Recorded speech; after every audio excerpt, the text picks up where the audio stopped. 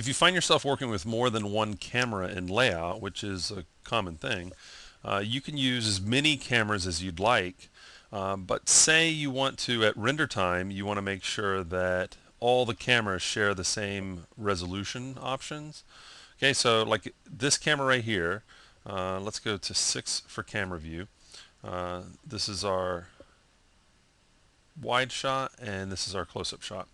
Okay, and for each camera, let's go back to perspective. For this camera, P for properties, I'm rendering at 1280 by 960, and then for the wide shot camera, I'm rendering at 640 by 480. Now, say I want to change that. Say I want at render, this is what I'm doing whenever I'm working, but at render time I want to make sure that all the cameras have the same properties. Now, if it's just 2 cameras, you might find it easy to just go and adjust the settings, but what if you've got 6 cameras, 12 cameras, and you just want to make sure? Well, there's the use global option in the camera properties for the resolution. So what I'm going to do is, with this camera selected, I'm going to use global, and see how this all becomes grayed out. I can't change it. If I select the second camera and use global, that becomes grayed out. It's now going to pull its resolution option information from the render globals panel. So let's go over there. I'm going to go over to render globals, and right here are my resolution options.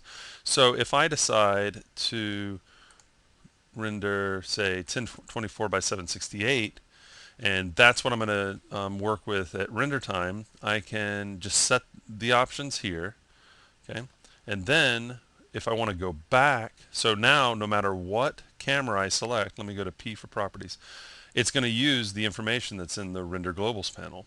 At any time, if I want to go back to another setting, I can turn use globals off. Notice when I turn it on, this changes to 1024 by 768. I can't select it, but if I turn it off, we've got 1280 by 960. So it's a quick way to make sure that all your cameras are using the exact same options, but it's just a click of the button to get back to the other options that you're working with. So that's just an introduction to use global. It's a great feature when working with multiple cameras in a scene to make sure that they're all consistent with their resolution options.